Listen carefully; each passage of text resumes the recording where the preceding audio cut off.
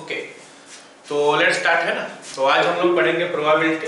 तो चैप्टर तो नया नहीं है किसी के लिए, चैप्टर बहुत पुराना है, बहुत पहले से पढ़ते आ रहे हो, क्लास 9 से पढ़ते आ रहे हो, 9 या 10 से हम लोग पढ़ते आ रहे हैं प्रोबेबिलिटी है। इट इज ऑफ कोर्स क्या होता है, चांसेस ऑफ ऑकरिंग समथिंग, एक इवेंट का होने का पॉसिबिलिटी क्या है, क्या परसेंटेज भी बोल सकते हैं हम, और क्या पॉसिबिलिटी है, वही होता है हमारा प्रोबेबिलिटी।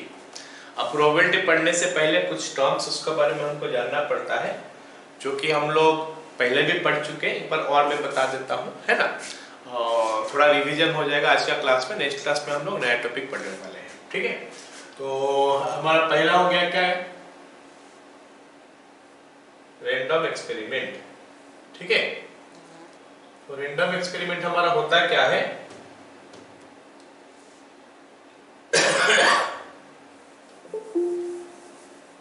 ठीक है। रैंडम एक्सपेरिमेंट क्या होता है, हम कुछ करेंगे, something we will do that will give me some outcomes that is more than one. Of course एक नहीं, एक से ज्यादा आउटकम्स देगा, एक बात हो गया। दूसरी बात हो गया क्या, वो आउटकम्स का हम प्रेडिक्ट नहीं कर सकते। एक कुछ भी something we will do that will give me some outcomes that will be more than one and I can not predict कि what outcomes is going to come. तो इन दैट केस हम उसको बोल सकते हैं क्या, एक रैंडम एक्सपेरिमेंट। जैसे हम कॉइन को टॉस करेंगे, तो कॉइन को टॉस करेंगे, हमको पता है कि हेड या टेल दो ठो आ सकता है, लेकिन हम ये नहीं बता सकते कि वो आएगा क्या। अगर हम एक डाई को थ्रो करेंगे, हमको पता है कि वहां पे 1 2 3 4 5 6 उसमें से कुछ आने वाला है, मोर than one outcomes is possible, but कौन सा आउटकम्स आएगा एग्जैक्टली वो हमको पता नहीं है। तो इन सच केस हम उस टाइप का एक्सपेरिमेंट को बोलते हैं क्या, रैंडम एक्सपेरिमेंट। तो एक एक्सपेरिमेंट जिसमें आउटकम्स एक से ज्यादा होगा, लेकिन we can not predict what outcomes is going to come, is called a random experiment. Okay, then आ गया हमारा क्या, सैंपल स्पेस। तो जैसे मैं बता रहा था कि कोई भी एक रैंडम एक्सपेरिमेंट अगर हम करेंगे तो उसमें आउटकम्स आता है, एक से ज्यादा ऑफकोर्स आता है, तो वो सारे आउटकम्स को अगर हम इकट्ठे कर लेंगे, एक सेट में लिख लेंगे, तो उसको हम लोग बोलते हैं सैंपल स्पेस। तो sample space is nothing but A set and it is a set having the set containing all the outcomes that is going to come। कौन सा आउटकम्स आ सकता है in a random experiment is called sample space. इसको हम generally S नाम से जानते हैं। सेट है तो सेट को हम कोई नाम देते हैं, कैपिटल एस का नाम देते हैं, तो कैपिटल एस हो गया नोटेशन। अब अगर हम बात करेंगे कुछ एग्जांपल्स एक्सपेरिमेंट सब में, तो वेरी पॉपुलर चीजें जो हम लोग को मिलेगा, क्या क्या चीज मिलेगा, हमारा कॉइन का ऊपर मिलता है, डाइस का ऊपर मिलता है ना।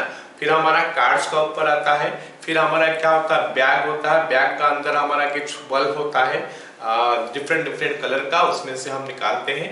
फिर होता है क्या, कुछ चीजें होता है, उसको हमको अरेंज करना पड़ता है। तो उसी टाइप का चीजें हमारा मिलता है, हमारा क्या बोलते हैं, रैंडम एक्सपेरिमेंट में। और उसका सारे आउटकम्स जो होता है ना, वो आउटकम सबको हमको सेट का फॉर्म में लिखना होता है, तो हमारा सैंपल स्पेस होता है। लेकिन कभी-कभी होता है क्या है कि number of element in sample space बहुत ज्यादा हो जाता है। अगर number of element in sample space बहुत कम होता है, हम क्या करते हैं, पूरा का पूरा सैंपल स्पेस लिख ही देते हैं। लेकिन अगर नंबर ऑफ एलिमेंट ज्यादा होता है तो हम सैंपल स्पेस ना लिख के उसमें कितना तो एलिमेंट है उसका ऊपर हम लोग ज्यादा ध्यान देते हैं, ठीक है। लेकिन हमारा माइंड में ये विजुअलाइज कर लेते हैं कि उस एलिमेंट सब क्या क्या है ना। चलो देखते हैं कुछ एग्जांपल अगर हम लेता हूं। तो एक कॉइन इज टॉस्ड, अगर एक कॉइन को टॉस करेंगे, हमको पता है कि आउटकम जो होता है हेड या टेल आ सकता है, तो हेड और tail are the outcomes, two outcomes is there. अगर हम दो ठो कॉइन को टॉस करेंगे तो outcomes will be head head, head tail, tail head, tail tail, इनमें से कुछ आ सकता है। अगर हम तीन ठो को टॉस करेंगे तो ये हमारा हो गया आउटकम्स, 1 2 3 4 5 6 7 8 आउटकम्स होता है। इसका लिखने का तरीका क्या होता है, पहले तीनों एच लिख लो, फिर एक ठो एच घटा दो, एक ठो एच घटा देंगे तो दो ठो एच और एक ठो टेल आ जाएगा। तो हेड हेड टेल, इनको जितना उपाय में सजाना है सजा देते हैं। तो फिर हेड टेल हेड, फिर टेल को आगे ले आए। अभी एक ठो हेड घटाए थे, अभी दो ठो हेड घटा देते हैं, तो हेड टेल टेल हो गया। अब इसको जितना उपाय में हो सकता है सजा दो। अब उसके बाद तीन ठो हेड घटा, तीन ठो टेल घटा दो, काम खत्म। अब अगर मान लेते हैं 4 को कॉइन टॉस करने के लिए बोला है। एक काम कर सकते हैं, लिखने के लिए इसको याद रखेंगे, इसका सामने सब जगह में हम लोग या फिर शुरू से कर सकते हैं, सब जगह में एच लगा देंगे तो 8 आउटकम्स आ गया। फिर उसके बाद ये सब का सामने शुरू से टेल लगा देंगे तो वो आउटकम्स 8 हो गया, 8 8 16 आउटकम्स हो गया। तो ये जैसे आउटकम्स आता है उसको हम लोग अगर जनरलाइज कर लेंगे, अगर एक के बजाय n कॉइन्स को हम टॉस करेंगे, if a coin is tossed n times, एक कॉइन को n बार फेंकेंगे या फिर n कॉइन्स को एक बार फेंकेंगे तो हमारा जो नंबर ऑफ आउटकम्स आता है that is coming 2 to the power n। तो n of s is equal to 2 to the power n हो जाता है अगर हम n कॉइन को एक बार फेंकते हैं या फिर एक कॉइन को n बार फेंकेंगे तो number of outcomes is 2 to the power n।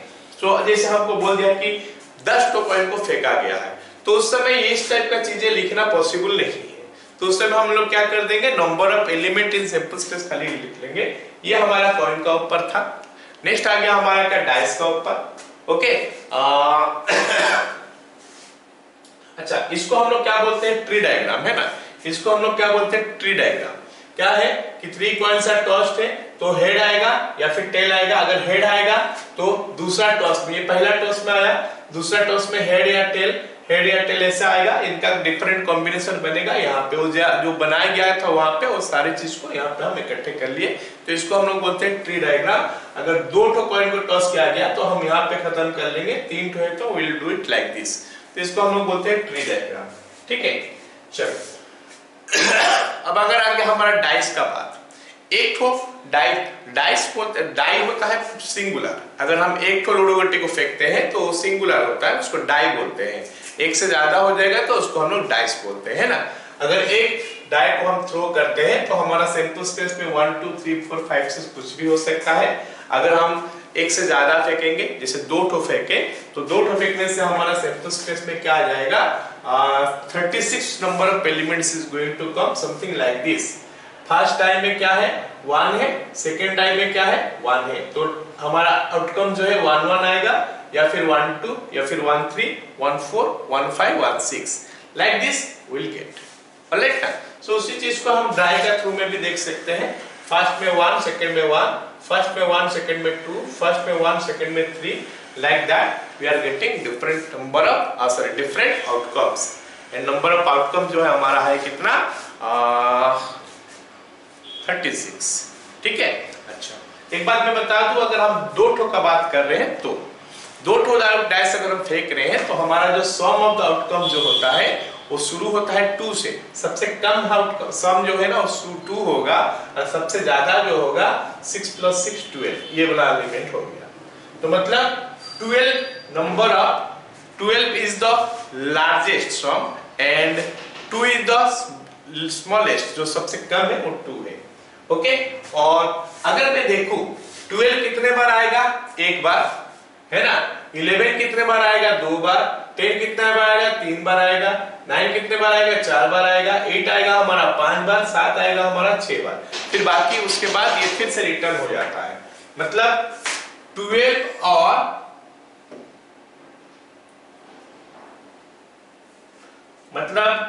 12 और क्या बोलते हैं उसको 2, that will come 1 time, alright। 11 और 3 ये हमारा 2 बार आएगा, 10 और 4 ये हमारा 3 बार आएगा, ठीक है। और क्या हो गया, 9 और 5 ये हमारा 4 बार आ गया, 8 और 6 ये हमारा 5 बार आ जाएगा, और 7 जो है हमारा ये हमारा 6 बार आ जाएगा। So this is the number of times these outcomes are going to come. Okay? ये थोड़ा याद रखोगे तो जल्दी जल्दी हो जाएगा, और क्या, नहीं तो हम कर सकते हैं, काउंट करके निकाल भी सकते हैं। चलो, अगर एक कॉइन और एक डाइस को हम फेंकते हैं तो आउटकम्स क्या होता है। तो कॉइन का आउटकम्स हमारा हेड या टेल आता है, तो हेड के साथ एसोसिएटेड हो जाएगा डाइस का आउटकम 1 2 3 4 5 6, ऐसे टेल के साथ हो जाएगा, तो विल हैव 12 आउटकम्स देयर। तो क्या हो जाएगा, head 1 head 2 head 3 head 4 head 5 head 6 like that, tail 1 tail 2 tail 2 tail 4 tail 5 and tail 6। So 12 outcomes are going to come. ठीक है, चलो ये हमारा हो गया क्या कॉइन का ऊपर, डाइस का ऊपर। अगले बात हो गया क्या सिलेक्शन। सिलेक्शन में हमारा क्या होता है कि r different things are selected from n different things, then your number of outcomes that is going to come is n of s, और n ऑफ s का वैल्यू हो जाएगा हमारा क्या NCR। ये सबको पता भी है, एक बार और खाली हम याद दिला देंगे। तो इसमें क्या क्या आ सकता है, काफी सारी चीज आ सकता है। हमारा क्या होता है, हमारा कार्ड्स का ऊपर क्वेश्चन आएगा, फिर हमारा बैग में से कुछ होगा उसमें से ड्रॉ करेंगे क्वेश्चन आएगा, ऐसे काफी सारी चीज हमारा हो सकता है। विल हैव डिफरेंट डिजिट्स, वो डिजिट से हम कुछ डिजिट्स ड्रॉ करेंगे, ये सारे केसेस इसमें आ सकता है, और उसके लिए हम यूज करेंगे NCR का फॉर्मूला। अरेंजमेंट अरेंजमेंट का क्वेश्चन में क्या हो सकता है, जैसे n डिफरेंट थिंग्स हो सकता है, उनको हमको अरेंज करना है n फैक्टोरियल वे में। n डिफरेंट थिंग्स को अगर हम अरेंज करेंगे, n different things are arranged, n different things are arranged. अगर ऐसा है कि n डिफरेंट थिंग्स अरेंज्ड है, तो हमारा n ऑफ s जो होता है that is your n factorial. Okay, और अगर हमारा n things are arranged of which p of them are of one type, q of them are of second type, r of them are of third type, इस type का होगा, तो हमारा उस case में भी हमारा नंबर ऑफ अरेंजमेंट का वैल्यू हो जाता है कितना n factorial by p factorial q factorial r factorial. ये सब हमारा सैंपल स्पेस में आ जाएगा। फिर कुछ निकालने के लिए बोलेगा, जिसका प्रोबेबिलिटी निकालने के लिए बोलेगा, वो अंडर रेस्ट्रिक्शन हमारा आ जाएगा, तो उस हिसाब से हम देख के हम निकालेंगे। So these are your sample space का बारे में हम बात कर रहे थे, क्या क्या हो सकता था, है ना। Okay, next comes your event. Event क्या होता है, सैंपल स्पेस का जितने सारे सबसेट होता है वो एक एक इवेंट हो सकता है। जैसे अगर हम एक डाई का बारे में बात करें, तो डाई में अगर हम थ्रो करते हैं एक डाई को, तो उसका आउटकम्स हो सकता है 1 2 3 4 5 और 6। So these are the outcomes that are possible when we throw a die. So इसमें से जितने सारे सबसेट हो सकता है, हमको पता है कि इसमें से जो नंबर ऑफ सबसेट बनेगा वो 2 to the power 6 बनेगा। ये क्लास 11 का पढ़ाई है कि कोई भी सेट का अगर n नंबर ऑफ एलिमेंट्स है, तो number of subset will be 2 to the power n, that is 2 to the power 6 number of subsets. So this much number of events can be created from this one. इसमें से इतना तो event create किया जा सकता है। जैसे मान लेते हैं हमारा एक इवेंट है, इवेंट हो गया क्या, एक प्राइम नंबर। हमको बोला गया है कि एक डाई को फेंका गया है, तो प्राइम नंबर आने का प्रोबेबिलिटी क्या है। चलो उसका प्रोबेबिलिटी के बारे में भूल देते हैं, प्राइम नंबर का बारे में बात करते हैं। इवेंट बताओ प्राइम नंबर, तो प्राइम नंबर एक इवेंट है। हम बताए कि event is a subset of sample space, तो इसमें से हम एक सबसेट निकालेंगे जो कि हो गया 2 3 और 5। तो ये हमारा हो गया इवेंट, क्योंकि एक सबसेट है इसका, तो इसको भी हम सेट का फॉर्म में लिखेंगे और कुछ नाम देंगे। हम इसको ए नाम दे सकते हैं, और इवेंट वर्ड यूज करके इवेंट वर्ड से हम देखते हैं तो ई यूज कर सकते हैं। So that is there is no restriction कि हम ये नाम ही देंगे, कुछ भी दे सकते हैं। तो मैं जनरली ये नाम लूंगा। अगर एक क्वेश्चन में 2-3 तो इवेंट बोला है, तो उसको E1 E2 E3 नाम लेके हम कर सकते हैं। No problem, we can take ABC also, there is no restriction, I am telling you. Okay, तो ये हमारा हो गया क्या इवेंट। और एक इवेंट क्या हो सकता है, बोलेगा कि एक डाई को हम थ्रो किए, find a number getting less than 7। अच्छा, लेस देन 7 का बात करेंगे तो एवरीथिंग में कम, तो क्योंकि इसमें जितना सारा लिखा हुआ है सारे के सारे तो 7 से कम ही है, तो ये पूरा का पूरा हम लिख देंगे, तो इवेंट ई हो गया। तो ये पूरा का पूरा आ सकता है। और अगर मेरे को बोलेगा कि find a number greater than 7, ये लेस देन 7 था, सॉरी अगर मैं ग्रेटर देन बोला होगा, तो अगर लेस देन 7 है तो ये आ गया। अगर ग्रेटर देन 7 है तो केस में हम सोच रहे क्या इवेंट का नाम ई दे देता हूं मैं, और ग्रेटर देन 7 तो कुछ मिल ही नहीं रहा है, तो मैं क्या करूंगा, खाली छोड़ दूंगा। तो ये हमारा एक इवेंट हो सकता है, और बहुत सारा इवेंट हो सकता है डिपेंडिंग अपन मेरे को क्या पूछा है। तो मैं कुछ एग्जांपल देने के लिए ये 2-3 इवेंट के बारे में बता दिया। तो ये सारे हो गया क्या, सबसेट ऑफ सैंपल स्पेस। मतलब हमारा इवेंट जो होता है सैंपल स्पेस के अंदर से ही आएगा, कोई बाहर से आ नहीं सकता, बाहर से नहीं आ सकता, जो सैंपल स्पेस उसी में से आएगा इवेंट। ठीक है, अब ये इवेंट जो है इनका टाइप क्या क्या टाइप का इवेंट हो सकता है देखते हैं। What are the types of event. तो ये पहला इवेंट क्या हो गया हमारा, इम्पॉसिबल इवेंट। जो हम ये बात कर रहे थे इस इवेंट के बारे में, हम डाई को थ्रो करेंगे getting a number greater than 7। अरे भाई कैसे आएगा 7 से ज्यादा, वो इवेंट नहीं हो सकता, तो that is impossible event. Okay ना, ये इम्पॉसिबल इवेंट भी बोलते हैं, इसको जीरो इवेंट भी बोलते हैं, नॉन इवेंट भी बोलते हैं, है ना, वर्ड इवेंट भी बोल सकते हैं। जो हम सेट में पढ़े हैं जो सब नाम, उनमें से कुछ भी बोला जा सकता है। देन आ गया हमारा क्या इवेंट, जो कभी भी नहीं हो सकता, श्योर और सर्टेन इवेंट। श्योर और सर्टेन इवेंट, जो ऑब्वियसली हमारा ये इवेंट है, हम अगर डाई को फेंक रहे हैं लेस देन 7 हमको मिल रहा है, तो उसमें सारे के सारे आ जा रहा, तो इसको हम बोलते हैं श्योर या सर्टेन इवेंट। और लेट मी टेल यू, जो इम्पॉसिबल इवेंट है ये हमारा स्मॉलेस्ट इवेंट है, this is the smallest event, और ये हमारा लार्जेस्ट इवेंट है। बाकी सब इन बिटवीन है तो उनका कोई नाम नहीं है, बाकी सब इवेंट इन बिटवीन है, उनका कोई नाम नहीं है, स्पेशल नाम नहीं है। ठीक है, चलो नेक्स्ट इवेंट आ गया सिंपल इवेंट। अगर इवेंट में एक ही एलिमेंट होगा तो उसको सिंपल इवेंट बोलेंगे। कंपाउंड इवेंट, इवेंट में एक से ज्यादा एलिमेंट होगा तो उसको हम लोग कंपाउंड इवेंट बोलेंगे। Next comes equally likely event. ये इक्वली लाइकली इवेंट क्या होता है कि हमारा अगर इवेंट्स हैं 2 4 5 6 तो इवेंट है, all are equally, all can equally come, या फिर उनका प्रोबेबिलिटी सेम होगा।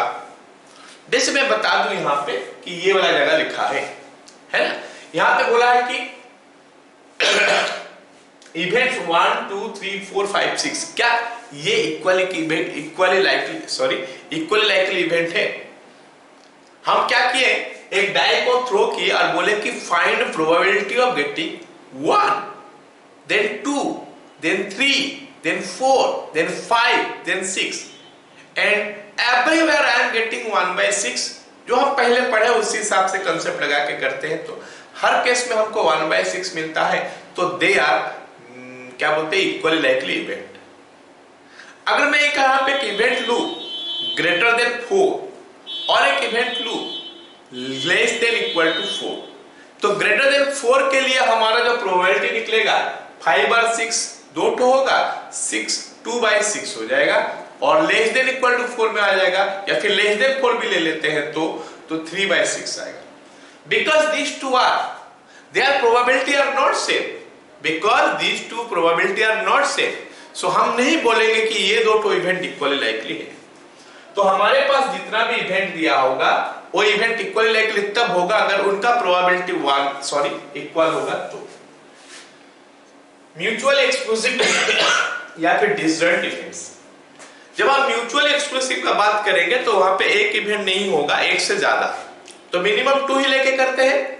2 तो इवेंट म्यूचुअल एक्सक्लूसिव कब होगा, जब हम दोनों का इंटरसेक्शन निकालेंगे और इंटरसेक्शन निकलेगा 5। इसका मतलब दोनों में कोई कॉमन एलिमेंट होगा ही नहीं, दोनों में कोई कॉमन एलिमेंट होगा ही नहीं, तो वो केस में हम बोलते हैं क्या, mutually exclusive events. Mutually exclusive event होगा। तो म्यूचुअल एक्सक्लूसिव इवेंट क्या होता है, वो इवेंट जो क्या बोलते हैं, वो इवेंट जिनका इंटरसेक्शन जो होता है वो 5 होता है, मतलब कॉमन एलिमेंट कुछ भी नहीं आएगा। तो अगर मैं ए और बी या फिर E1 और E2 दो तो म्यूचुअल एक्सक्लूसिव इवेंट लेता हूं, तो E1 intersection E2 is equal to 5 हो जाएगा। म्यूचुअल एक्सक्लूसिव इवेंट के लिए E1 intersection E2 is equal to 5। Okay, so ये म्यूचुअल एक्सक्लूसिव इवेंट आया। नेक्स्ट आ गया हमारा क्या, exhaustive events.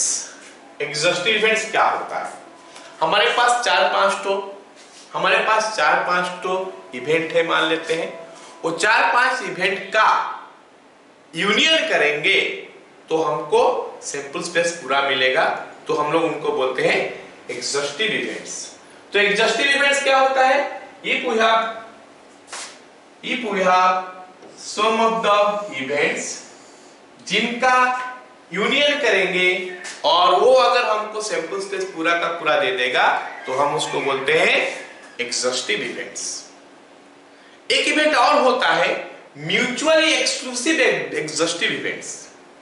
Mutually exclusive exhaustive events, तो इसमें क्या होता है, इसमें क्या होता है, मान लेते हैं ये हमारा सैंपल स्पेस है, मैं थोड़ा बता दूं, मान लेते हैं ये सैंपल स्पेस है, ये हमारा सेट है, सेट ऐसे है ना, ये सैंपल स्पेस है, क्योंकि इस केस में सैंपल स्पेस ही यूनिवर्सल सेट होगा। यहाँ पे हमारे पास दो चार इवेंट है, एक इवेंट ये हो गया यहां से यहां तक, एक मिनट, एक इवेंट हमारा यहां से यहां तक हो गया, एक इवेंट हमारा यहां से यहां तक हो गया, एक इवेंट यहां से यहां तक हो गया। तो ये इवेंट हमारा U1 है सपोज, ये इवेंट हमारा U1 है, ये हमारा E2 है, ये हमारा E3 है और ये हमारा E4 है। तो इस केस में हम क्या बोलेंगे, ये इनका अगर यूनियन करेंगे तो ऑब्वियसली पूरा का पूरा सेट आ जाएगा। E1 union E2 union E3 union E4 is equal to your set S। So ये एग्जॉस्टिव इवेंट्स है ही। अब दूसरी बात हो गया कि इनमें कॉमन कुछ नहीं है। E1 तो यहां से यहां तक रह गया, E1 is from this to this one, E1 हमारा यहां से यहां तक हो गया, E2 हमारा यहां से यहां तक हो गया, ये हमारा E2 हो गया, E3 हमारा यहां से यहां तक हो गया और E4 हमारा यहां से यहां तक हो गया, ये हमारा E4 हो गया।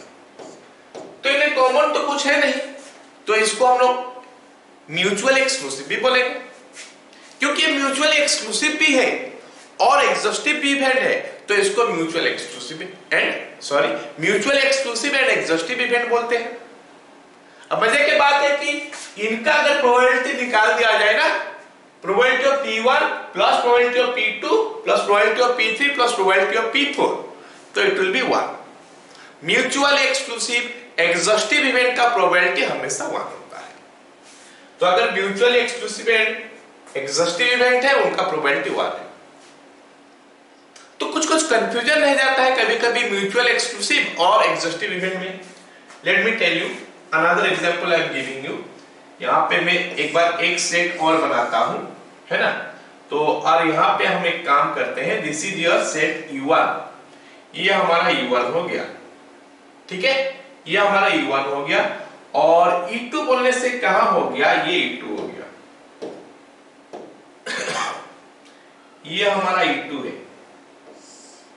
ये येलो वाला हमारा E2 है और ये हमारा E3 है। E1 दिस येलो वाला E2 और इस साइड में हमारा E3। अब अगर ध्यान से देखोगे ना, E1 E2 E3 इनका यूनियन करोगे फिर से S निकल के आ जाएगा। E1 E2 E3 इनका यूनियन करोगे फिर से S निकल के आ जाएगा। मतलब ये एग्जॉस्टिव इवेंट तो है ही, क्योंकि पूरा का पूरा सेट कवर कर गया। लेकिन ये mutual exclusive and exhaustive event नहीं है, क्योंकि E1 और E2 ये दोनों का इंटरसेक्शन में कुछ आ जा रहा है कॉमन, सो इसलिए म्यूचुअल एक्सक्लूसिव और एग्जॉस्टिव नहीं है। और इनका प्रोबेबिलिटी मिलाएंगे तो 1 नहीं होगा। Probability of P1 plus probability of P2 plus probability of P3 is not going to 1, ये 1 से ज्यादा हो जाएगा इनफैक्ट, है ना। तो याद रखो इसको, थोड़ा कंफ्यूजन रहता है कभी कभी स्टूडेंट्स को म्यूचुअल एक्सक्लूसिव और एग्जॉस्टिव इवेंट में। एग्जॉस्टिव इवेंट में कॉमन एलिमेंट आ सकता है, अगर exhaustive event E1 E2 E3 E4 E5 E6 है, उनमें कॉमन एलिमेंट आ सकता है, लेकिन ये सबका यूनियन हमारा सेट S हो जाएगा, that is universal set, simple space. लेकिन जब हम mutual exclusive and exhaustive event बोलेंगे तो केस में नहीं आएगा। This is example of mutual exclusive and exhaustive event, this is example of exhaustive तो है लेकिन म्यूचुअल एक्सक्लूसिव नहीं है। तो सारे चीज को माइंड में ये रखना है कि म्यूचुअल एक्सक्लूसिव एग्जॉस्टिव का मतलब म्यूचुअल एक्सक्लूसिव नहीं है, एग्जॉस्टिव का मतलब म्यूचुअल एक्सक्लूसिव नहीं है, लेकिन म्यूचुअल एक्सक्लूसिव और एग्जॉस्टिव होगा तो उस सब का प्रोबेबिलिटी मिलाएंगे तो 1 आएगा। नेक्स्ट आ गया हमारा डिपेंडेंट एंड इंडिपेंडेंट इवेंट। हम इसके बारे में बाद में बात करेंगे जब हम क्या बोलते हैं उसको मल्टीप्लिकेशन थ्योरम पढ़ेंगे उस समय। क्या इतना तक सबको समझ में आया? ये थ्योरी जितना तक पढ़े हम लोग, यस और नो जल्दी से बताओ। चलो अब हम देखते हैं कि प्रोबेबिलिटी का definition, classical definition of probability हमको क्या बोलता है। क्लासिकल डेफिनेशन हमको प्रोबेबिलिटी हमको क्या बोलता है कि कोई भी इवेंट का प्रोबेबिलिटी, इवेंट जैसे हम पढ़ लिए, हमको कोई भी एक्सपेरिमेंट देगा, रैंडम एक्सपेरिमेंट, उस रैंडम एक्सपेरिमेंट से हमको निकालना पड़ेगा कोई एक इवेंट, उस इवेंट का प्रोबेबिलिटी हमको निकालना है, मतलब वो इवेंट होने का चांसेस क्या है तो निकालना है। तो डेफिनेशन बोलता है, बहुत सिंपल सा बात है कि probability of event e is equal to number of favourable cases. Number of favourable cases मतलब जो हमको चाहिए वो कितना तो है, divided by number of outcomes, total number of outcomes. Total number of outcomes हमारा सैंपल स्पेस होता है, सैंपल स्पेस पे नंबर ऑफ एलिमेंट कितना है, और ये हो गया number of element in the event. मतलब हम क्या करेंगे, क्वेश्चन देखेंगे, पढ़ेंगे, रैंडम एक्सपेरिमेंट क्या है वहां पे देखेंगे नंबर ऑफ एलिमेंट्स कम है या ज्यादा है सैंपल स्पेस में। अगर कम होगा तो पूरा का पूरा सैंपल स्पेस लिख देंगे तो उसमें पिक्चर पूरा क्लियर हो जाएगा, आराम से हमको सारी चीज दिखने लगेगा। फिर हम पढ़ेंगे, देखेंगे कि किसका प्रोबेबिलिटी निकालने के लिए बोला है, जिसका प्रोबेबिलिटी निकालने के लिए बोला होगा वो इवेंट होता है, उस इवेंट के लिए हम लिख लेंगे अगर नंबर ऑफ एलिमेंट कम है, ज्यादा है तो फिर हमको number of element, sorry number of element कम है तो पूरा इवेंट लिख लेंगे, ज्यादा है तो पूरी नंबर ऑफ एलिमेंट्स ही लिखेंगे, दोनों को डिवाइड कर लेंगे। तो ये आ गया हमारा प्रोबेबिलिटी ऑफ कोई भी इवेंट का। अब अगर मैं किसी भी इवेंट का प्रोबेबिलिटी का मिनिमम वैल्यू निकालूं, पीई मिनिमम, अगर मैं प्रोबेबिलिटी ऑफ किसी भी इवेंट का प्रोबेबिलिटी का मिनिमम वैल्यू निकालूं तो कितना होगा, minimum value p e minimum is going to be what, any minimum divided by ls। any minimum मतलब e minimum होना चाहिए। e minimum जो हमारे सबसे छोटा वाला इवेंट है वो कौन सा है, इम्पॉसिबल इवेंट। इम्पॉसिबल इवेंट में नंबर ऑफ एलिमेंट 0 होता है बाय n ऑफ s, तो ये बन गया हमारा 0, ये हमारा हो गया क्या 0। All of you got it. मतलब प्रोबेबिलिटी का सबसे कम वैल्यू जो है वो आ गया हमारा कितना 0। प्रोबेबिलिटी का जो सबसे कम वैल्यू है वो आ गया हमारा 0, 0 से कम नहीं हो सकता, मतलब probability can not be negative. फिर इसका मैक्सिमम वैल्यू देखते हैं, P मैक्स।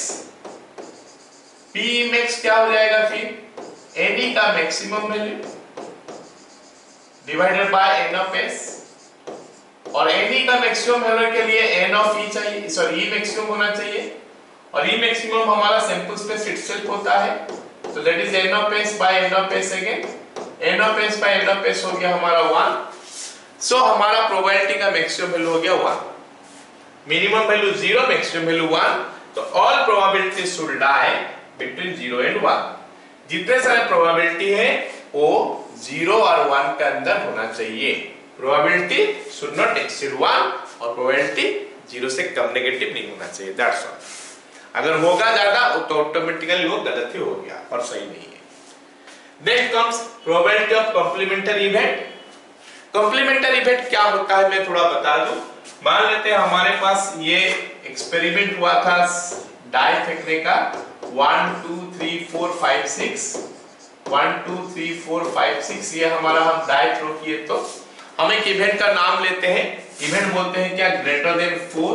तो ग्रेटर देन 4 हो गया हमारा 5 और 6। तो हम क्या देख रहे हैं कि सैंपल स्पेस में हमारा 1 2 3 4 5 6 एलिमेंट है, जबकि इवेंट में हमारा एलिमेंट आ गया क्या 5 एंड 6।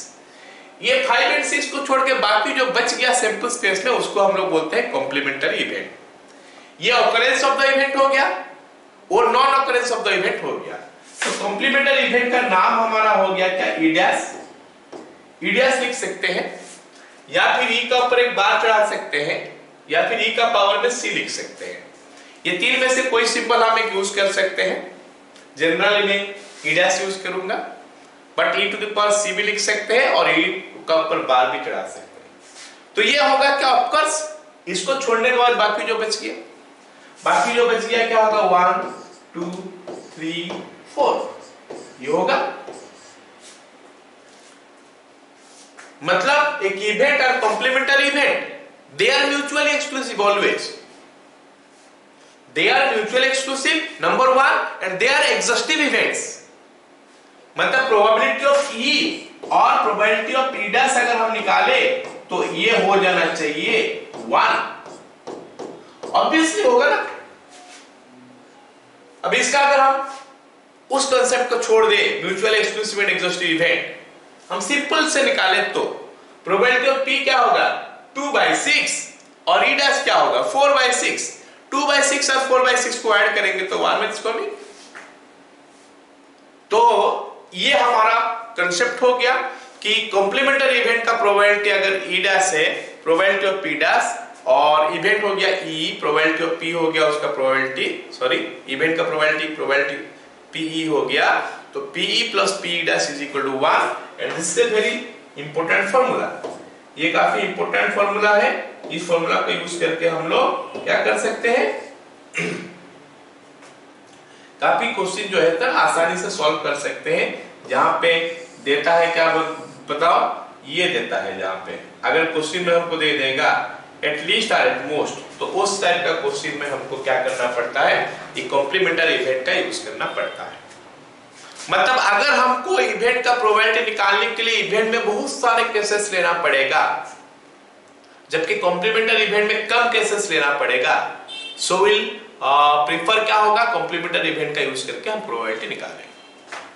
आई होप सारे को यहां तक समझ में आ गया. Let's start. कुछ क्वेश्चन करते हैं, ठीक है. पहला क्वेश्चन क्या दिया है कि two coins are tossed once, find the probability of getting exactly two head and tail alternately. Two नहीं, 3 coins.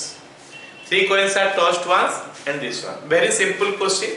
3 तो कॉइन दिया है, आउटकम्स हमारा कितना होगा 8 कॉइन होगा, तो आराम से हम लिख सकते हैं. थोड़ा मैं रिवीजन करा रहा हूँ इसीलिए आसान क्वेश्चन से ही स्टार्ट करेंगे हम लोग. एस हो गया हमारा क्या, चलो लिख लेते हैं पूरा. हेड हेड हेड, फिर एक तो हेड घटा देता हूं तो हेड हेड टेल, उसके बाद हेड टेल हेड, उसके बाद tail head head, then 2 tail head घटा देता हूं तो it will be head tail tail, tail head tail, tail tail head, and finally we have tail tail tail. तो ये हम लिख लिए क्या, एलिमेंट्स, सारे एलिमेंट लिख लिए किसका, सैंपल स्पेस का.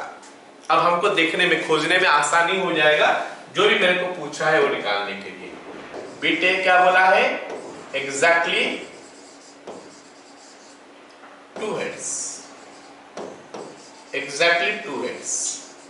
तो इसका नाम मैं E दे देता हूं या फिर E1 दे देता हूं, क्योंकि 2 तो इवेंट है सेम क्वेश्चन में, तो या फिर ए भी दे सकते हैं, कोई ये नहीं, कुछ भी दिया जा सकता है. एग्जैक्टली 2 हेड्स मतलब जहां पे 2 हेड होगा, एक यहाँ पे है, एक यहाँ पे है, एक यहाँ पे है. तो head head tail, head tail head, tail head head. तो बच्चों वाला क्वेश्चन था, क्लास 10 के अंदर भी ये क्वेश्चन किया जा सकता है हम, है ना.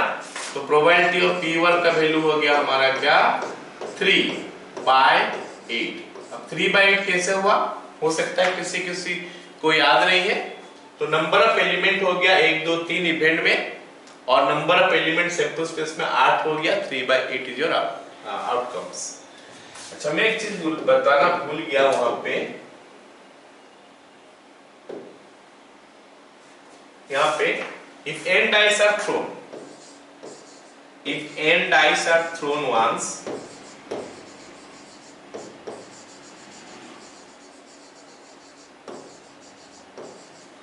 n dice are thrown once, or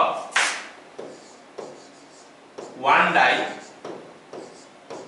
is thrown n times. इसे हम लोग पॉइंट में लिख रहे थे ना, ऐसे यहाँ पे भी है. अगर n dice are thrown once और 1 die is thrown n times, तो हमारा ns कितना होगा, n of s is equal to 6 to the power n. तो ये एक इम्पोर्टेंट नोट था. ओके, चलो अब ये सवाल करते हैं हम लोग. ओके, ये 3/8 हो गया. नेक्स्ट हमको बिट बी में क्या बोला है, head and tail alternately. Alternately का बात आएगा ना, हर समय ये 1 ही होगा, बिट बी नहीं 2 होगा, हेड एंड टेल अल्टरनेटली। तो अगर मैं इसका नाम E2 देता हूं तो हमारे पास 2 केसेस ही आएगा खाली, अल्टरनेट हमेशा 2 केस आता है ना, हेड टेल हेड, फिर टेल हेड टेल, ये 2 केस आएगा। और इसका प्रोबेबिलिटी क्या होगा, probability of E2 is equal to 2/8, 2/8 हमारा कैंसिल हो जाएगा, 1/4 इज योर आंसर। तो फर्स्ट क्वेश्चन सभी को समझ में आ गया है ना। Okay, next question, 2 dice are thrown once, 2 dice are thrown once, find probability of getting with a doublet with which sum of the number is 6, with which sum of the number is greater than equal to 10। Okay, तो ये भी हमारा बच्चों वाला सवाल है। n of s यहाँ पे मैं लिख लेता हूँ, 2 डाइस फेंका गया है तो 6 का स्क्वायर है, 6 का स्क्वायर हमारा 36 हो गया। बिट ए क्या बोला है, डबलेट, ए इवेंट का नाम ए दे देता हूँ, getting a doublet, getting a doublet. Doublet का मतलब क्या होता है कि दोनों आउटकम्स हमारा सेम होगा, पहला आउटकम दूसरा आउटकम दोनों आउटकम सेम होगा। सो दे आर ऑब्वियसली क्या क्या हो जाएगा, 1 1, दोनों में 1 आ गया, ओके, या फिर 2 2, या फिर 3 3, या फिर 4 4, 5 5 एंड ऑफ कोर्स हमारा 6 6। तो 6 आउटकम्स इसमें आ रहा है, किसमें, ये इवेंट में, ऑलराइट। तो प्रोबेबिलिटी ऑफ ई या फिर प्रोबेबिलिटी ऑफ ए अगर मैं लिख लूं तो that is coming what, 6 divided by 36, that is equal to 1/6। अगर हमारा 2 का बजाय 3 डाइस को हम फेंकते तो वहां पे ट्रिपलेट बोल सकता है, डबलेट यहाँ पे बोला, वहां पे ट्रिपलेट बोल सकता है। And the answer will is going to be what, 6 divided by 216, क्योंकि 6 का क्यूब हो जाएगा उस समय, सिंपल स्टेज। तो बिट ए खत्म, बिट बी देखते हैं क्या बोल रहा है। बिट बी हमको क्या बोल रहा है, इवेंट का नाम मैं बी दे देता हूं, और क्या बोला है यहाँ पे, सम इज 6, सम इज 6। तो 6 कैसा हो सकता है, पहला में 1 दूसरा में 5, या फिर पहला में 5 दूसरा में 1, फिर पहला में 2 दूसरा में 4, या फिर पहला में 4 दूसरा में 2, या फिर पहला में 3 दूसरा में 3। सो we'll have 5 outcomes here, मतलब इस इवेंट में 5 तो हमारा रहेगा एलिमेंट। तो प्रोबेबिलिटी ऑफ बी हो गया हमारा कितना, 5 डिवाइडेड बाय 36, 5 डिवाइडेड बाय 36। ऐसा भी मैं उस चार्ट में दिखा दिया था कि 6 और 8 का हमेशा 5 तो ही आता है ना, दिखा दिया था क्या क्या। अब बिट सी हमको क्या बोल रहा है, बिट सी हमको क्या बोल रहा है, the sum of the number shown is greater than 10। Bit C, sum of number shown greater than equal to 10, मतलब 10 11 और 12 के लिए पूछ रहा है, 10 के लिए पूछ रहा है, 11 के लिए पूछ रहा है, 12 के लिए पूछ रहा है। 10 हमारा 4 6 6 4 5 5 होगा, 11 5 6 6 5 होगा, 12 हमारा क्या होगा 6 6। तो वो सब वहां पे लिखा हुआ है, मैं खाली यहाँ पे नंबर ऑफ एलिमेंट लिख लेता हूँ। मेरे को लगता है 6 होगा, है ना, 6 होगा मेरे को लगता है। तो probability of C is equal to हमारा 6/36, दैट इज गिविंग मी 1/6। अगर मैं यहाँ पे क्वेश्चन थोड़ा और बढ़ाऊं, क्वेश्चन को और बिट यहाँ पे मैं दे दूं अपने मन से देता हूं। अगर हम क्वेश्चन में बोला कि is a perfect square, sum is a perfect square, bit D, sum is perfect square,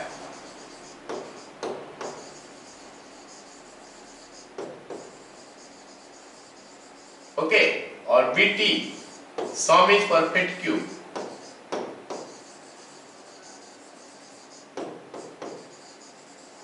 okay, sum is perfect square और बीटी हमारा हो गया सम इज परफेक्ट क्यूब। तो केस में हमारा क्या कैसे बनेगा क्वेश्चन, परफेक्ट स्क्वायर बोलने से क्या होता है, जो आउटकम्स है वो परफेक्ट स्क्वायर होगा। और परफेक्ट स्क्वायर हमारा क्या होता है, 2 से लेकर हम 12 का बारे बीच में बात करेंगे, फ्रॉम 2 to 12, क्योंकि सम जो स्टार्ट होता है 2 से और सम खत्म होता है कहां पे, 12 में। तो अगर हम बात करेंगे बी डी का, डी ले लेता हूं, इसका क्या नाम है उसका इवेंट को, सम is perfect square that is 4 और 9। सम 4 हो सकता है या 9 हो सकता है, सम इज 4 और 9। तो 4 कब कब होगा और 9 कब कब होगा वो हम देख सकते हो चार्ट में। मैं खाली डायरेक्ट यहाँ पे लिख लेता हूँ, सम 4 कब कब हो रहा है, कितना बार हो रहा है, 4 कितना बार हो रहा है, 3 बार हो रहा है ना। 4 इज कमिंग 3 टाइम्स। तो you can see this one, इस फिगर को देख सकते हैं हम लोग, 4 इज कमिंग 3 टाइम्स, है ना। और 9 is coming how many times, 4 times। 4 जो है ना 3 टाइम्स आ रहा है, 9 हमारा 4 टाइम्स आ रहा है, 3 + 4 7। तो 7/36 हमारा आंसर हो जाएगा, 7/36। Probability of D is equal to 7/36। फिर बी टी में बोला क्या है, sum is perfect cube, sum is perfect cube. तो परफेक्ट क्यूब हमारा क्या होगा, 8 ही होगा, दैट इज 8। हम देखेंगे खाली स्टार्ट करेंगे कहां से, 2 से, खत्म करेंगे कहां पे, 12 में। तो उसका बीच में देखेंगे कि परफेक्ट क्यूब कौन है, जो 8 है। तो 8 हमारा 5 बार आता है, हमारा probability of this is then what is it, 5 divided by 36। तो ये हमारा आंसर हो गया इसका। क्या सभी को समझ में आया सारे सवाल, ये सुनो। चलो अगला सवाल देखते हैं। A coin in the dice, अच्छा एक मिनट, कॉइन का ऊपर हम एक क्वेश्चन और अगर हम कर दे तो, कॉइन का ऊपर मान लेते हैं हमको ऐसा दिया है, मैं एक तो क्वेश्चन देता हूं अपन से।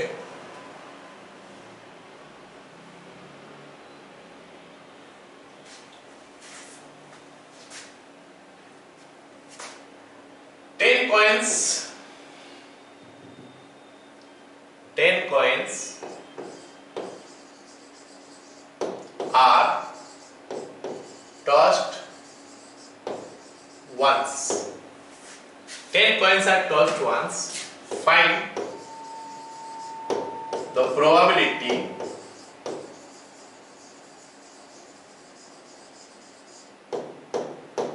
of getting 3 heads.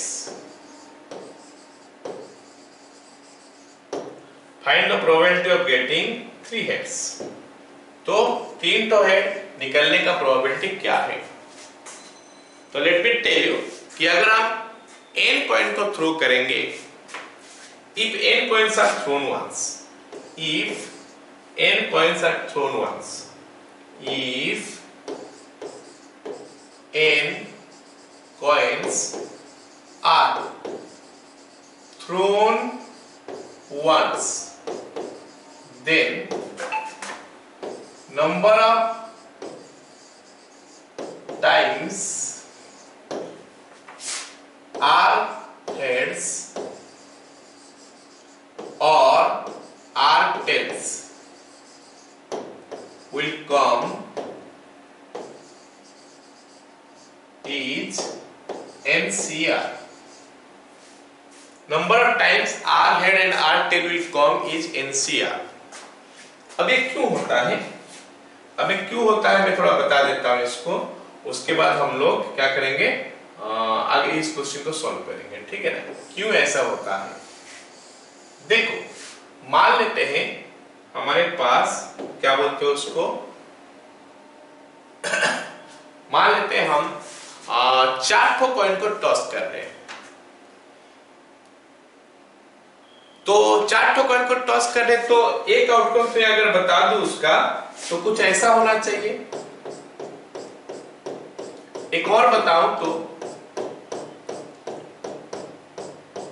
ऐसा होना चाहिए, इस टाइप का आउटकम से आना चाहिए।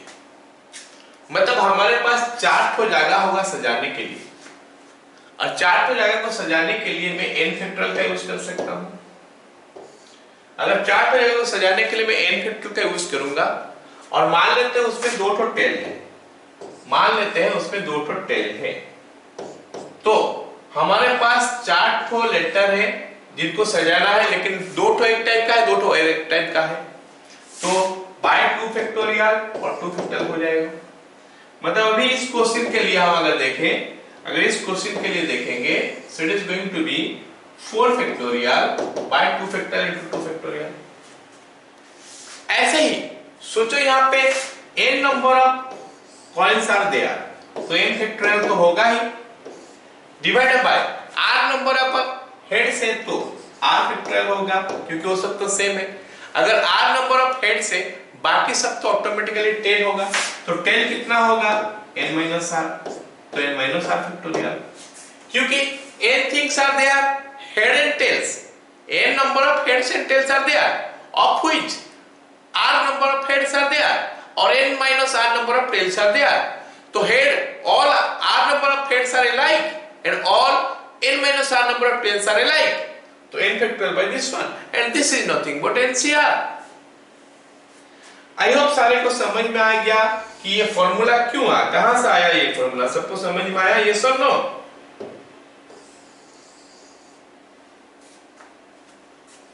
Got it? चलो तो फिर इस क्वेश्चन को सॉल्व करते हैं। 10 coins are tossed once, 10 coins are tossed once। हमको सवाल में बोला है find the probability of getting 3 heads। Okay, तो अगर हमारे पास 10 टो कॉइन को हम टॉस कर रहे हैं, तो फिर हमारा n ऑफ s जो है ना 2 to the power 10 हो गया, और e बोला है हमको क्या, 3 heads will come, 3 heads will come। तो जो हिडन है वो कौन सा है, 3 तो हेड है और 7 तो टेल है, तो हमारा n ऑफ p क्या हो जाएगा 10c3। तो प्रोबेबिलिटी ऑफ p क्या हो जाएगा 10c3 divided by 2 to the power 10, और ये हमारा आंसर हो गया। Clear all of you? Got it? चलो अगला सवाल देखते हैं। A coin and a dice are thrown, coin and a die होना चाहिए, die are thrown at random, find the probability of first bit getting a head and an even number। तो let me tell you, सबसे पहले तो यहाँ पे हम क्या करते हैं, सैंपल स्पेस लिखते हैं। सैंपल स्पेस क्या हो गया, head 1, head 2, head 3, head 4, head 5, और क्या हो गया हेड 6। उसके बाद tail 1, tail 2, tail 3, tail 4, tail 5 and tail 6।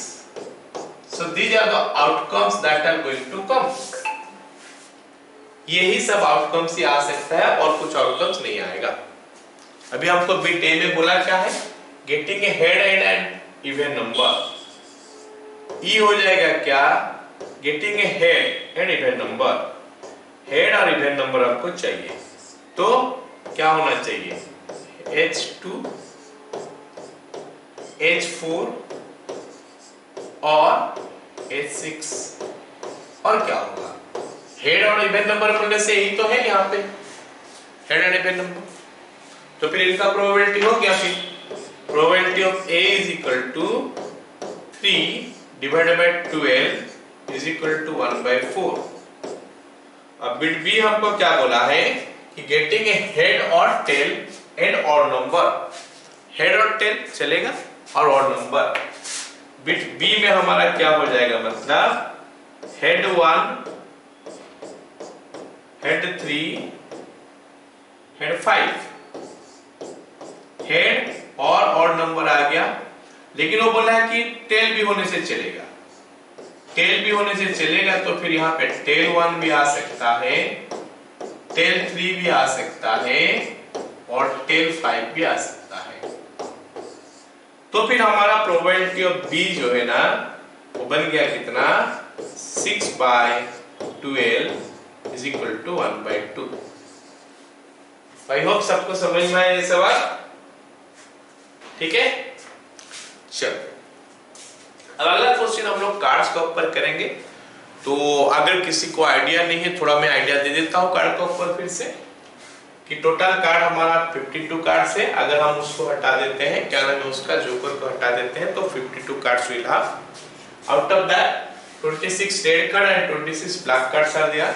Red card 26 है, ब्लैक कार्ड 26 है ना। रेड कार्ड जो 26 है उसमें से 13 डायमंड होता है और 13 हार्ट होता है ना। 13 तो डायमंड होता है और 13 तो हार्ट होता है। और जो ब्लैक कार्ड है वो 13 स्पेड होता है, 13 क्लॉक होता है। और ये जो रेड कार्ड के बारे में अगर हम बात करेंगे, तो ये जो है डायमंड, ये हमारा एक सूट हो गया, डायमंड एक सूट हो गया, देन हार्ट एक सूट हो गया, है ना, देन हमारा स्पेड एक तो सूट हो गया, और हमारा क्लॉक एक तो सूट हो गया। मतलब एक कार्ड का बारे में बात करेंगे, 52 कार्ड्स में से 4 तो सूट है, हर सूट में 13 कार्ड्स है। तो फिर से अगर बताना शुरू करूं, तो इन्हें प्लेइंग कार्ड्स जो होता है 52 कार्ड्स आर देयर, उसमें से 2 ठो कलर का होता है, रेड 26, ब्लैक 26। रेड 26 जो है वो 2 ठो पार्ट में डिवाइड हो जाता है, क्लॉक स्पेड और हार्ड डायमंड, और ये क्लॉक स्पेड में डिवाइड हो जाता है। इनको एक एक सूट बोला जाता है। हर सूट में हमारा 13 कार्ड्स है। ओके, वो 13 कार्ड्स अगर हम देखने का कोशिश करें तो क्या होता है, ए, पहले ए होता है, उसको हम लोग एस बोलते हैं, फिर 2 3 4 5 6 7 8 9 10 होता है, and then we have J Q K. तो जे क्यू के इनको हम लोग फेस कार्ड बोलते हैं। तो हमारा एक सूट में 4 ठो फेस कार्ड है, तो you are getting total of how many face cards, 12 face cards. Okay, and हमारा ये जो ए है, ये ए हमारा 4 ठो है, इनको बोलते हैं एस, तो 4 ठो एस है। तो in a playing cards we have got 52 cards में से 26 रेड 26 ब्लैक है, उसके बाद 4 ठो सूट है, हर सूट में 13 कार्ड्स है। हर सूट में जो 13 कार्ड से 3 ठो फेस कार्ड हर सूट में होता है, तो total 12 face cards, and S हमारा 4 ठो होता है, और फेस कार्ड्स और एस को मिला देंगे तो वो हो जाता है ऑनर कार्ड्स। क्या हो जाता है वो? ऑनर कार्ड्स हो जाता है। तो हमारे पास total 16 honour cards are there. एक सूट में 4 ठो ऑनर कार्ड्स होता है, तो 4 सूट हमारा है, तो 4 into 4 16 honour cards are there. Got it all of you? Card के बारे में आइडिया हो गया। जो हम लोग का जो क्वेश्चन है उस हिसाब से अगर देखेंगे तो इट इज लाइक दिस। ठीक है, चलो क्वेश्चन करते हैं फटाफट। 3 cards are drawn from a well shuffled pack of 52 cards। हम 3 ठो कार्ड ड्रॉ किए हैं। 52 कार्ड में से हमको 3 ठो कार्ड ड्रॉ करना है। तो n of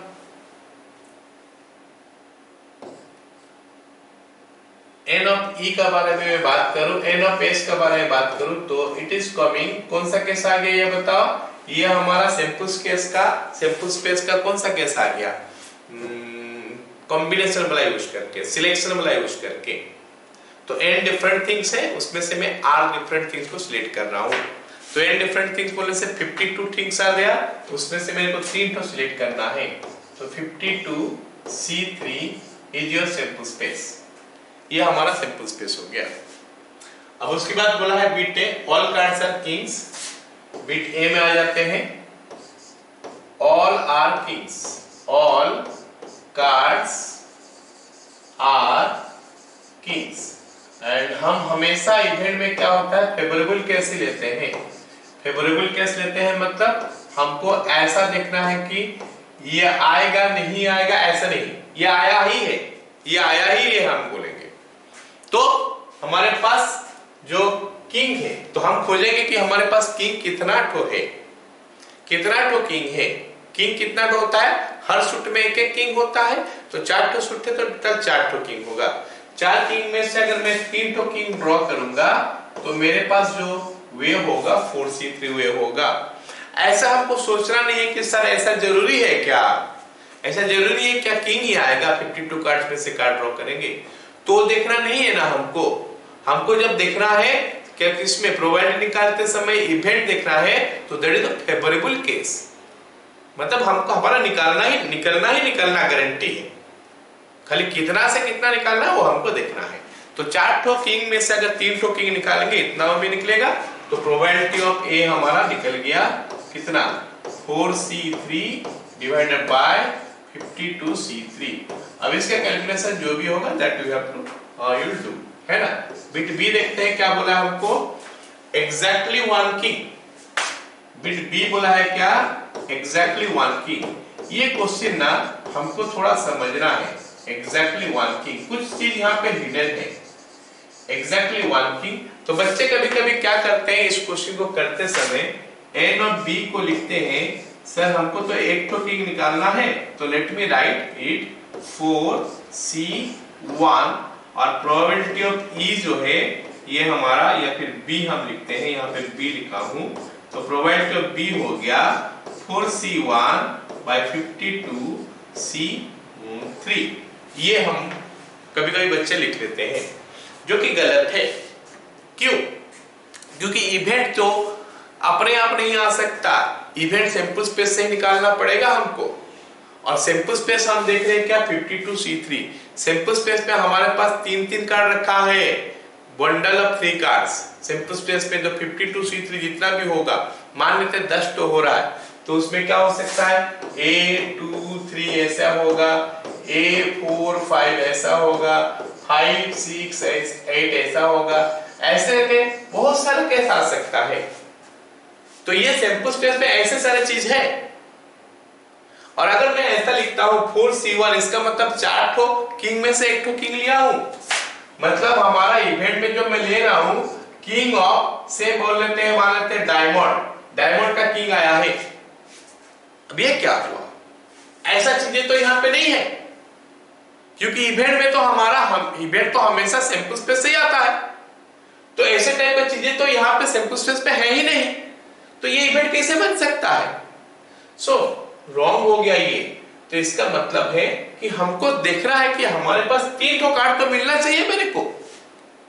I need 3 cards in every event, क्योंकि सैंपल स्पेस पे हमारे पास 3-3 कार्ड वाला एलिमेंट है सर, तो यहाँ पे एक एलिमेंट वाला नहीं हो सकता, तो 3 वाला चाहिए है। तो what is the hidden thing here, hidden is exactly 1 king. मतलब क्या हो गया, एक तो किंग है एंड 2 अदर्स।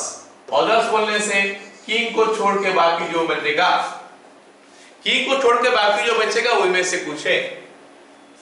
तो अब हमारा क्या हो गया, कॉम्बिनेशन के साथ परमुटेशन कॉम्बिनेशन वाला कॉम्बिनेशन आया, यहाँ पे मल्टीप्लिकेशन आएगा यहाँ पे, क्योंकि बीच में एंड आ गया। तो 1 किंग एंड 2 अदर। भाई किंग हमारा 4 ठो है, बाकी जो बच गया वो अदर कार्ड्स के हिसाब से हम लेते हैं। हम किंग को छोड़ के बाकी देखेंगे तो 48 कार्ड्स विल बी लेफ्ट, क्योंकि टोटल तो 52 कार्ड्स था, किंग 4 ठो है, rest is others. So 1 king from 4 king, 2 others from 48 cards. तो 4c1 into 48c2 ये होगा N of B। बताओ सबको समझ में आया क्या? Yes or no?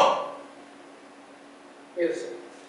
So probability of B is 4c1 into 48c2 divided by 52c3। ये हमारा आंसर होगा बिट बी का। अब हम लोग बिट सी में आते हैं, देखते हैं क्या बोला है। 1 किंग 2 क्वींस, यहाँ पे दूसरा वाला भी फिक्स कर दिया, यहाँ पे दूसरा वाला फिक्स नहीं था, अभी फिक्स कर दिया। दूसरा वाला क्या कि 1 किंग और 2 queens, 1 king and 2 queens. Okay, bit C 1 king and 2 queens. So n of c कितना हो जाएगा? n of c will be 1 king, 4 king से एक किंग, 4c1 एंड है तो इनटू होगा 4 क्वींस आर देयर, इसमें से 2 क्वीन, 4c1 into 4c2। अब इसका प्रोबेबिलिटी भी निकाल लेते हैं। Probability of c will B 4c1 into 4c2 divided by 52c3। Next bit D देखते हैं क्या बोला है हमको सवाल में। बिट डी बोला है क्या? All are same colour, all are of same colour, all cards are of same color। तो क्वेश्चन करने से पहले मैं थोड़ा अपना दिमाग में जोर दूंगा कि क्या पॉसिबिलिटी हो सकता है। सारे कार्ड सेम कलर का है, कितना ठो कार्ड हम ड्रॉ कितना कार्ड किए? 3 कार्ड, 3 कार्ड सेम कलर का है। इसका मतलब क्या हो सकता है? क्योंकि हमारे पास 2 कलर ही है, कार्ड्स के बारे में बात करेंगे 2 कलर ही है, तो सेम कलर का तीनों कार्ड है, मतलब तीनों का तीनों रेड है, तीनों का तीनों ब्लैक है, ऐसा हो सकता है। 3 रेड एंड 3 ब्लैक, क्या सही बोला मैं? ये सब नो, 3 रेड एंड 3 ब्लैक सही है कि नहीं?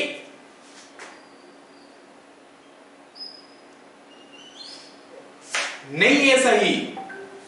3 रेड एंड 3 ब्लैक का मतलब टोटल 6 कार्ड्स हो गया। 3 रेड 3 ब्लैक मतलब टोटल 6 कार्ड हो गया। हमको 3 तो रेड चाहिए, या मतलब और 3 ब्लैक। अब ये और वर्ड सुनते ही हमको पता चलता है कि यहाँ पे मेरे को क्या करना है? ऐड करना है। तो एन ऑफ डी 3 तो रेड कार्ड। भाई हमारे पास रेड कार्ड कितना तो है? How many red cards are there? 26 में से 3 तो रेड कार्ड लूंगा, 26c3 और मतलब प्लस ब्लैक कार्ड फिर से 26c3 मतलब इट इज 2 into 26c3। तो फिर प्रोबेबिलिटी ऑफ डी कितना निकल के आ गया? 2 into 26c3 divided by 52c3। यह हमारा बिट डी हो गया।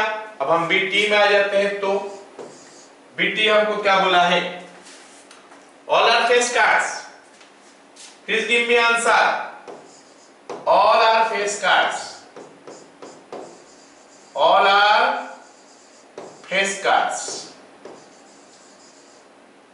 तो एन ऑफ पी बता दो मेरे को क्या होगा? How many face cards are there? 12 face cards. 12 में से 3 तो फेस कार्ड लेना है, तो 12c3 probability of p is equal to 12c3 divided by 52c3। Soman please tell me, अगर मेरा सवाल है ऑल आर ऑनर कार्ड्स, तो what will be the answer? All are honour cards, तो आंसर क्या होगा?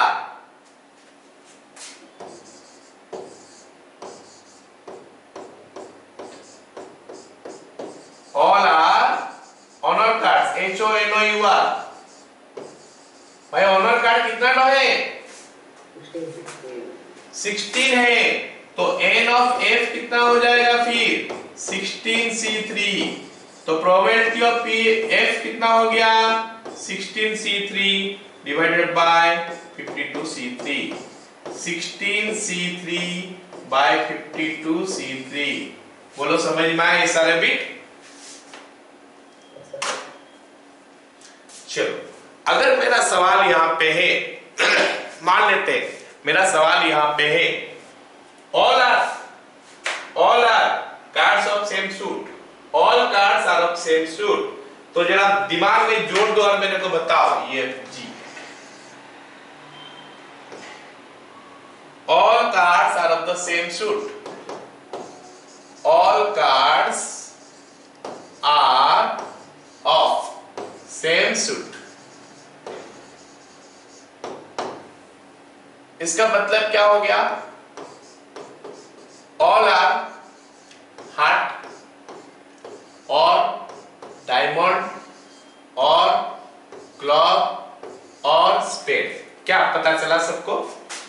ऑल आर हार्ट और diamond और क्लॉक और स्पेड। अब कोई मेरे को बताओ फिर एन ऑफ जी क्या होगा? मान लेते हैं ऑल आर हार्ट में पूछ रहा हूं, मैं पूछ रहा हूं कि ऑल आर हार्ट, तीनों कार्ड हार्ट है, तो what is the number of possibilities? 13C3। Very good, 13C3। ऐसे ही बाकी सब में भी 13C होगा, 13C3 होगा। 13C3 13C3 13C3 13C3 4 बार लेना है, क्योंकि ये सारे में सेम आंसर आएगा, तो प्लस 4 बार क्यों करेंगे, इनटू 4 कर लेते हैं। तो probability of G is equal to 4 into 13C3 divided by 4 into 13C3 divided by 52C3। चलो एक बिट और देता हूं, GH हो गया क्या? all cards are of same denomination। अब मैं बता दूं कि डेनोमिनेशन का मतलब क्या होता है। सेम डेनोमिनेशन का मतलब उनमें जो नंबर दिया गया वही है, और क्या है डेनोमिनेशन मतलब उनमें जो नंबर दिया गया वही है। मतलब तीनों का तीनों अगर ए हो गया तो हम बोलेंगे सेम डेनोमिनेशन का है, तीनों का तीनों अगर 2 हो गया तो भी सेम डेनोमिनेशन का है, अगर तीनों का तीनों का 3 हो गया तो भी सेम डेनोमिनेशन का है। ऐसे ही अगर बोला है कि all cards are same denomination, तो मैं क्या सोचूं, ऑल आर एज, सारे कार्ड ए का ही होगा और 2 का होगा और 3 का होगा। ऐसे तो बहुत सारे हैं, जे क्यू के तक लेता हूं, केस मतलब तीनों का तीनों 2 और 3 और 4 और 5 और 6 10 जे क्यू के लाइक दैट। सो फिर एन ऑफ एच अगर मैं लिख दूं तो क्या होगा, तीनों ए है। How many aces are there? 4 ace, उनको एस बोलते हैं। 4 एसेस आर देयर, उनमें से 3 तो एस लेना है, तो it is coming 4C3 veg. ऐसे करके मेरे को 13 बार लेना पड़ेगा, सो 13C4, 13 into 4C3। तो एन ऑफ पी तो हो गया, N of H, probability of H अभी निकल के आ जाएगा 13 into 4C3 divided by 52C3। जरा बता दो ये कार्ड का प्रॉब्लम हम किए, समझ में आया सबको? This is just revision things, revision कर दे रहा हूं मैं, इसको एक बार ये कर लोगे तो हम लोग आगे क्वेश्चन सब कर सकते हैं, इनका ऊपर भी बेस होके रहेगा, है ना। चलो अगला सवाल देखते हैं। अगला सवाल क्या बोला है, 2 integers are selected from 1 to 9। एक काम करता हूं, 0 to 9 देता हूं, 1 to 9 क्यों, 0 to 9 इंटीजर्स हमारा 0 से स्टार्ट होता है, तो 0 to 9 लेते हैं, है ना। 2 integers are selected from 0 to 9. Find the probability that the sum of the digit is will be even, will be odd। यहाँ पे देखो हमारे पास 10 तो डिजिट है, 0 में इंक्लूड कर दिया। ऐसे क्वेश्चन 1 to 9 भी हो सकता है, चलो जो दिया है उससे कोई करते हैं। 1 to 9 हो सकता है, 1 से लेकर 9 तक। अच्छा 1 से लेकर 9 तक कितना रो डिजिट हो गया, 9 रो डिजिट। उनमें से बोला कि 2 ठो लिया है, 1 2 हो सकता है, 1 3 हो सकता है, 4 5 हो सकता है, कुछ भी हो सकता है, 7 9 भी हो सकता है, 1 9 भी हो सकता है। मतलब 2 ठो डिजिट तो लेना है 1 से 9 के बीच में। मैं लिख लेता हूं,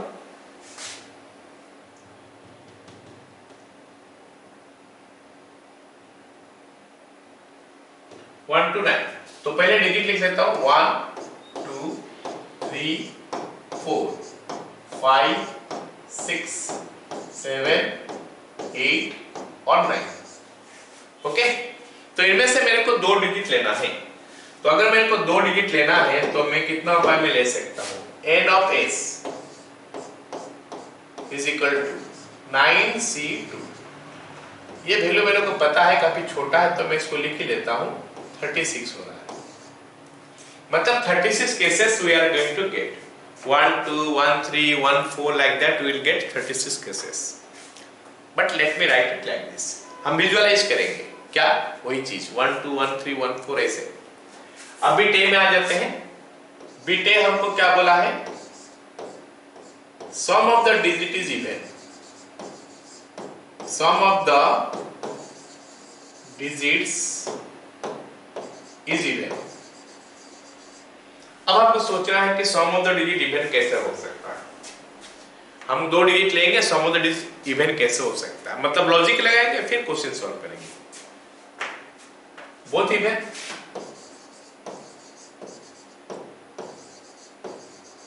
और बोथ और। अरे सोचो ना, अगर हम 2 डिजिट लेंगे इवेंट डिजिट, हम सिलेक्ट तो किया है, यहां पे आप फेवरेबल केस लेंगे।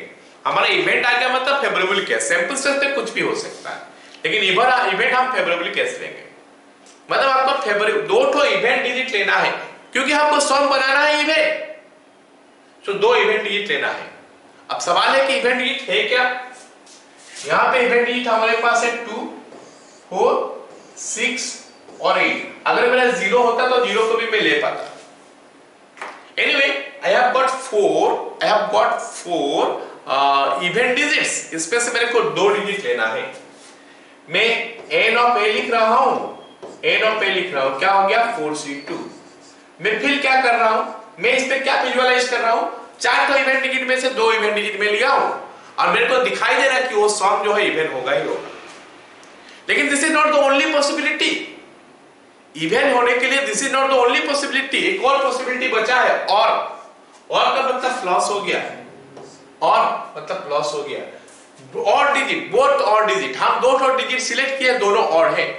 तो और डिजिट हमारे पास 1 3 5 7 9 है, 5 तो 5 में से अगर मैं 2 और डिजिट लेता हूं तो I will take it in 5c2 ways. तो हमारे पास 4c2 मतलब 6 हो गया, 5c2 मतलब 10 हो गया, तो ये बन गया हमारा 16। और प्रोबेबिलिटी ऑफ a जो है बन गया हमारा 16 बाय 36। 16 डिवाइडेड बाय 36, जो कि 4 में काट देंगे तो 4 बाय 9 आ गया। बताओ सबको समझ में आया कि नहीं? यस और no? So I am expecting second bit का आंसर बताओगे तुम लोग। बिट बी का आंसर बताओ। बिट बी बोला है कि a, नाम b ही देता हूं इसका, is equal to sum of the digits. Sum of the digits is odd. तो लॉजिकली बताओ मेरे को क्या होना चाहिए, वो 2 डिजिट किस टाइप का होना चाहिए कि ताकि सम इज ऑड होगा? वेरी गुड, 1 इवन एंड 1 और। यहां पे मैं एंड लिख रहा हूं ना, एंड इसलिए लिख रहा हूं कि एक तो यहां से एंड, एक तो यहां से, एक तो यहां से और एक तो यहां से नहीं, एंड है। तो इवन एक तो लेना है, एंड और एक तो लेना है। अब मैं जानना चाहता हूं कि n ऑफ b क्या होगा। I want to know n of b is going to be what? एक इवन, 4 में से एक इवन, एक और 5 में से एक और, बीच में एंड है तो इनटू हो जाएगा। तो यू लोग please tell me what is the answer. एक इवन है, 4 में से एक इवन है, 4c1। हाँ, 4 into 5 हो जाएगा, 4c1 into 5c1 that is equal to 4 into 5 is equal to 20 हो जाएगा। और probability of E is equal to कितना हो जाएगा? 20 by 36, जो कि 4 में काटोगे तो 5 by 9।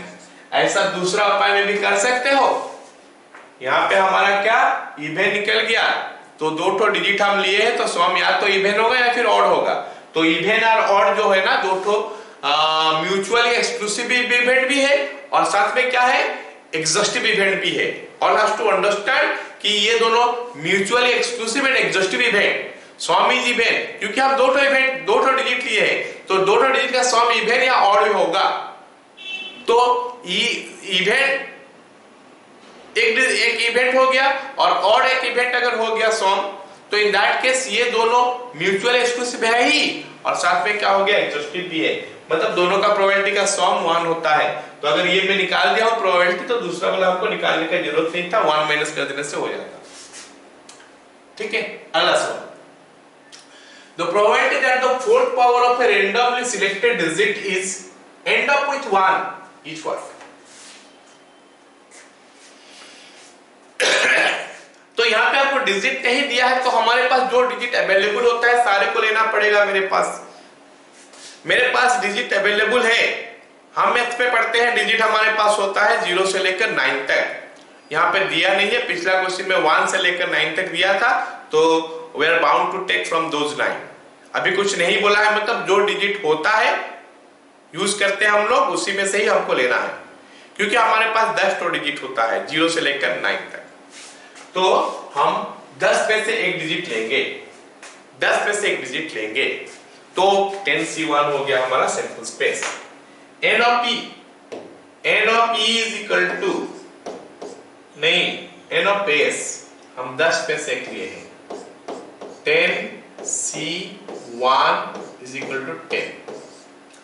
अब हम कुछ तो लिए होंगे, 0 या फिर 1 या फिर 2 या फिर 3 या फिर 4 या फिर 5 या फिर 6 या फिर 7 या फिर 8 या फिर 9। अरे खत्म यहाँ। अब अगर इनका पावर 4 बनाते चलो तो क्या होगा, देखते हैं। इसका पावर अगर 4 बनाते चलो तो 0 का पावर 4, 1 का पावर 4, 2 का पावर 4, 3 का पावर 4, 4 का पावर 4, 5 का पावर 4, 6 का पावर 4, ये फिर से 4, ये 4, ये 4। तो क्या होगा कहने का मेरा मतलब है कि what value we are getting in the unit place. हम पूरा में इंटरेस्टेड नहीं है, क्योंकि यहाँ पे एंड्स अप विथ बोला है, एंड्स अप विथ 1, इसका मतलब है क्या, यूनिट प्लेस का बाद में बात कर रहा है।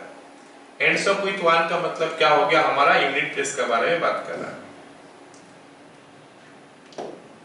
मतलब ये जो है यूनिट प्लेस,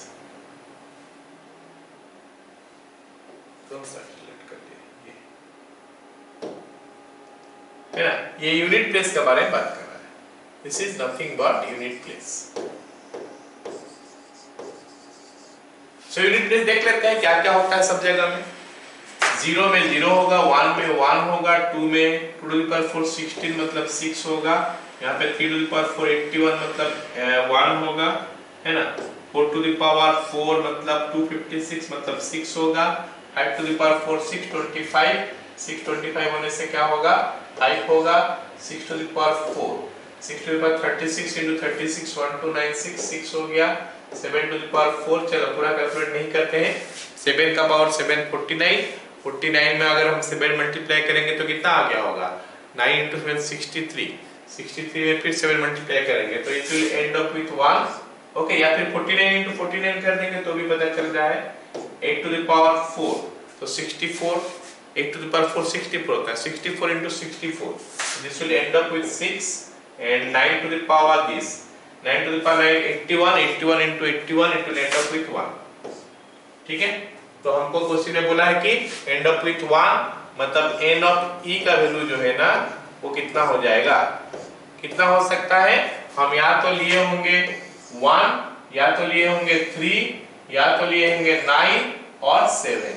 ये 4 में से अगर हम कोई एक लेंगे, मतलब सिलेक्ट किए होंगे, तो जाके इनका फोर्थ पावर जो है एंड होता है 1 में। तो मतलब n ऑफ e हमारा हो गया 4, तो प्रोबेबिलिटी ऑफ e हो गया कितना, 4/10, 4/10 मतलब 3/5, तो 3/5 हमारा आंसर है, क्योंकि ऑप्शन में नहीं है। 2/5 सॉरी 2/5 हो रहा है, 2/5, तो ये ऑप्शन बी में है हमारा। क्लियर? चलो अगला सवाल क्या दिया है, फाइव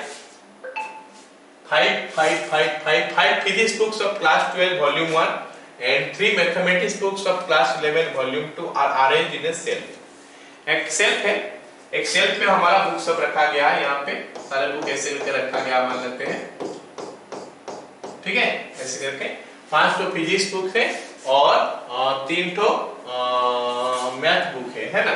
तो इसमें हमको आइडिया लगाना पड़ेगा क्या, 5 physics books of volume 1 class 12 मतलब सिमिलर है, आइडेंटिकल है, and 3 math book of class 11 volume 2 तो ये भी आइडेंटिकल है। मतलब टोटल नंबर ऑफ बुक्स हमारे पास जो है अवेलेबल है ना, total number of books is equal to 5 plus 3 is equal to 8। तो हमारे पास टोटल 8 बुक है, तो 8 बुक को एक शेल्फ में लगाना है, तो इनको अरेंज कैसे किया जा सकता है, these books can be arranged in a shelf in 8 factorial by 5 factorial into 3 factorial ways, 5 factorial into 3 factorial ways।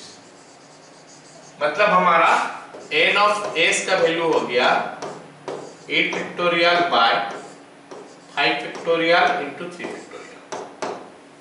अब हमको प्रोबेबिलिटी निकालने के लिए बोल रहा है, किसका देखते हैं, किसका प्रोबेबिलिटी निकालने के लिए बोला है। What is the probability that the books at the two extreme ends are mathematics books. मतलब हमारे पास 8 बुक है, 1 2 3 4 5 6 7 और यहाँ पे 8 बुक हो गया, तो ये मैथमेटिक्स बुक है, ये मैथमेटिक्स बुक है। मतलब दो जगह फिक्स्ड हो गया और ये 6 जगह को हमको सजाना है, ये 2 जगह फिक्स्ड हो गया, एम मैथमेटिक्स, बाकी 6 जगह को फिक्स्ड सजाना है। तो हमारा ई हो जाएगा क्या, एन और P will be 6 factorial. 6 factorial क्यों है, क्योंकि 6 जगह सजाना है, लेकिन उनमें से 5 तो फिजिक्स बुक है मतलब आइडेंटिकल है, तो 5 फैक्टोरियल हो गया। तो प्रोबेबिलिटी ऑफ पी क्या हो जाएगा फिर 6 factorial by 5 factorial divided by, यहाँ पे हमारा है कितना 8 factorial divided by 5 factorial into 3 factorial. तो ये हमारा आंसर हो गया। अब 5 फैक्टोरियल है, 5 फैक्टोरियल कैंसिल हो गया, this is coming 6 factorial into 3 factorial, ऊपर चढ़ जाएगा तो 6 हो गया, ये 8 फैक्टोरियल को कैंसिल कर देंगे, 8 into 7 into 6 फैक्टोरियल करेंगे, तो 6 फैक्टोरियल से 6 फैक्टोरियल कैंसिल हो गया और ये बन गया हमारा 3/56। क्या सबको ये सवाल समझ में आया?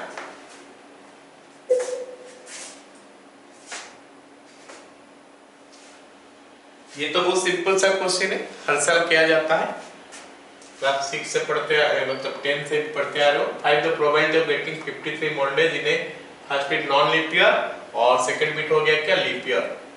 तो हम लिख सकते हैं कि in a non leap year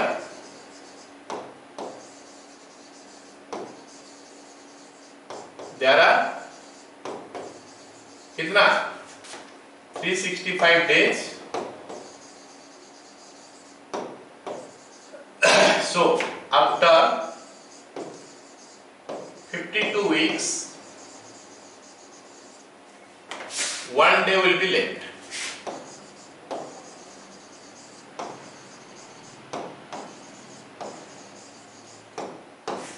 तो जो आना है ऑलरेडी आ चुका है, 52 मंडे तो आ चुका है, 52 मंडे ऑलरेडी आ चुका है। अभी वो एक दिन जो बच गया, वो एक दिन जो बच गया उसका बारे में डिस्कस करते हैं कि वो एक दिन क्या हो सकता है। वो एक दिन क्या हो सकता है, संडे या फिर मंडे या फिर ट्यूसडे या फिर वेडनेसडे, थर्सडे, फ्राइडे, सैटरडे। भाई इनका अलावा तो और कुछ नहीं हो सकता। मतलब जो 53rd वीक का बारे में बात कर रहे हैं, 53rd वीक में यही दिन आ सकता है। और हमको जो इवेंट में पूछा है वो क्या हो गया, मंडे का पूछा है। तो ये सैंपल स्पेस से हम मंडे अगर निकालेंगे तो ओनली एक बार ही आ रहा है, तो probability of P is equal to 1/7। तो मंडे का प्रोबेबिलिटी हो गया क्या 1/7 अगर नॉन लीप ईयर है तो। अगर लीप ईयर है तो in a leap year 2 days are left after 52 weeks। 52 weeks खत्म होने का बाद और 2 दिन बचता है, तो 2 दिन क्या क्या हो सकता है देख लेते हैं। तो सैंपल स्पेस में हमारा क्या हो जाएगा, संडे मंडे ऐसा हो सकता है, या फिर मंडे ट्यूसडे, या फिर ट्यूसडे वेडनेसडे, या फिर Wednesday Thursday, Thursday Friday, Friday Saturday, और क्या हो सकता है सैटरडे संडे। यही सब पॉसिबिलिटी हो।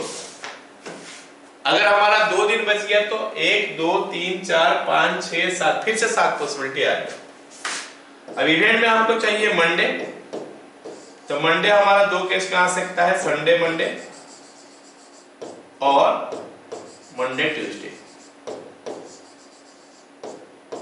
तो फिर प्रोबेबिलिटी ऑफ मंडे जो है ना वो आ गया कितना 2/7।